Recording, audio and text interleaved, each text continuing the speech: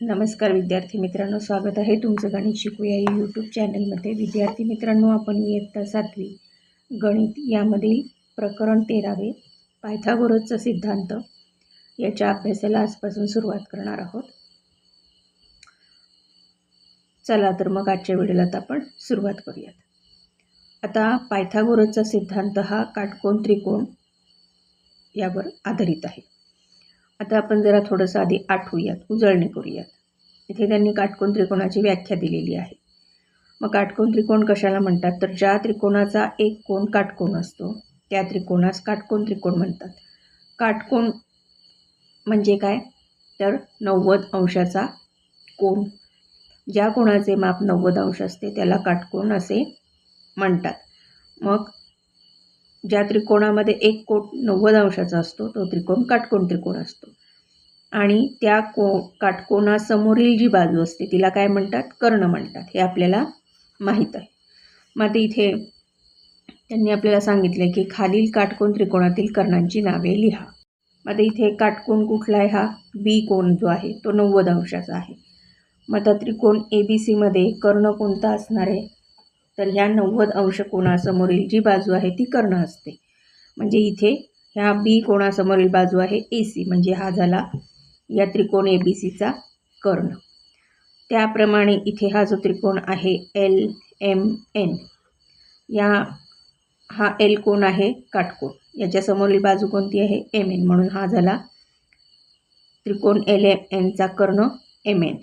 आणि हा जो त्रिकोण आहे XYZ, हा Y कोण आहे काटकोन म्हणजे 90 अंशाचा, आणि याच्या समोरील बाजू आहे XZ, म्हणून या त्रिकोण XYZचा कर्ण XZ आहे.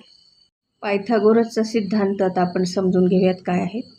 त्याआधी पायथागोरस हा जो गणिती होता याच्याबद्दल थोडीशी माहिती करून घेऊ. पायथागोरस हा एक थोर ग्रीक गणिती होता जो ख्रिस्तपूर्व 6व्या शतकात होऊन गेला. गणित विषयातील त्याचं योगदान खूप मोठं आहे. गणित शिकवण्याची त्याची हातोटी जी होती ती विलक्षण लोकप्रिय होती.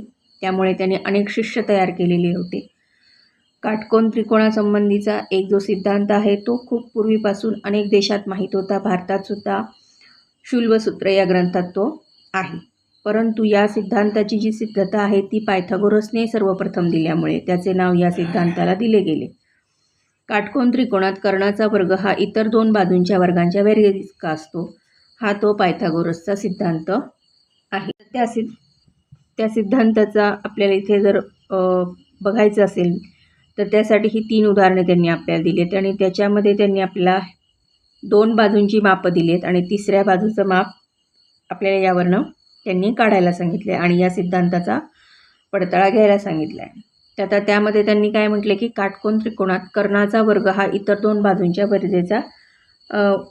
वर्गांच्या बेरजेइतका असतो. मग इथे हे जे उदाहरण आहे त्रिकोण ABC, यामध्ये हा जो कर्ण आहे तो आहे 5 आणि एक बाजू म्हणजे BC ही काय झाली 3. मग आता AB बाजूचं माप दिलेलं नाही आहे. मग यामध्ये आपल्याला जो पायथागोरसचा सिद्धांत आहे तो काय आहे, कर्णवर्ग बरोबर बाजूवर्ग अधिक उंची वर्ग. या सूत्राने जेव्हा आपण हे गणित सोडवू तेव्हा आपल्याला ABचं माप मिळणार आहे. त्याचप्रमाणे आपल्याला ही उदाहरणं 2 सुद्धा सोडवून त्याचा पडताळा घ्यायचा आहे. इथे जाणून घेऊयामध्ये इथे तुम्हाला आकृती दिसते ABC. यामध्ये पण हा B कोण काय आहे 90 अंशाचा आहे. AC हा कर्ण आहे, उंची AB आहे, पाया BC आहे. मग आता इथे आपल्याला जो सिद्धांत आहे पायथागोरसचा त्यानुसार आपल्याला काय करायचं आहे, सोबतच्या आकृतीवरून आपल्याला काय समजून घ्यायचं आहे. पायथागोरसचा सिद्धांत खालीलप्रमाणे लिहितात. त्रिकोण ABC मध्ये कोण B काटकोन असेल तर लेंथ ऑफ AC स्क्वेअर म्हणजे ह्या कर्णाचा वर्ग बरोबर लेंथ ऑफ ABचा स्क्वेअर म्हणजे उंचीचा वर्ग अधिक लेंथ ऑफ BCचा वर्ग म्हणजे पायाचा वर्ग. आता साधारणपणे काटकोन त्रिकोणात काटकोन करणाऱ्या बाजूंपैकी एक बाजू पाया म्हणून घेतात व दुसरी उंची म्हणून घेतात. मग हा सिद्धांत कर्णवर्ग बरोबर पायावर्ग अधिक उंची वर्ग असा लिहितात. आता पायथागोरसच्या सिद्धांताचा जर पडताळा घ्यायचा आहे तर आपल्याला ही खालची कृती काय आहे करून बघावी लागेल. हा त्रिकोण पण काटकोन त्रिकोण आहे. एक काळशीचे समान मापाचे 8 काटकोन कापा. त्याच्या भुजा कोणत्याही लांबीच्या असू शकतात. त्या त्रिकोणाचा कर्ण ए एकक, काटकोन करणाऱ्या बाजू बी एकक आणि सी एकक आहेत असे मानू. त्या त्रिकोणाचे क्षेत्रफळ BC/2 आहे हे लक्षात घ्या. आता वेगळ्या कार्डशीटवर B अधिक C एकक बाजू असणारे 2 चौरस पेन्सिलीने काढा. आकृतीत दाखवल्याप्रमाणे आधी कापलेल्या 8 त्रिकोणांपैकी 4 त्रिकोण चौरस ABCD मध्ये ठेवा आणि राहिलेले 4 चौकोन आकृतीमध्ये दाखवल्याप्रमाणे चौकोन PQRS मध्ये ठेवा. त्रिकोणांनी झाकलेले भाग रेखांकित करा. म्हणजे ही आकृती 1, आता ही एक आकृती, ही 2 आकृती. याप्रमाणे आपल्याला त्यांनी जसं सांगितले त्याप्रमाणे हे चौरस ठेवून हे त्रिकोण ठेवून हे चौरस तयार करायचे आहेत. मग आता त्यांनी आपल्याला पुढे काय सांगितले बघा. आकृत्यांचे निरीक्षण करा. आकृती 1 मध्ये रिकाम्या जागेत ज्याची बाजू A आहे असा चौरस तयार झाला आहे. आकृती 2 मध्ये रिकाम्या जागेत B व C बाजू असलेले 2 चौरस तयार झाले आहेत. आता इथे आपल्याला ते दिसत आहेत बघा. हा A बाजू असलेला एक चौरस तयार झाला आणि B आणि C ह्या बाजू असलेले 2 चौरस तयार झालेले तिथे. दोन्ही चौरसांमध्ये रेखांकित केलेला भाग समान म्हणजे 4 काटकोन त्रिकोणांच्या क्षेत्रफळा इतका आहे. आकृती 1 मध्ये चौरस ABCDचे क्षेत्रफळ A² अधिक 4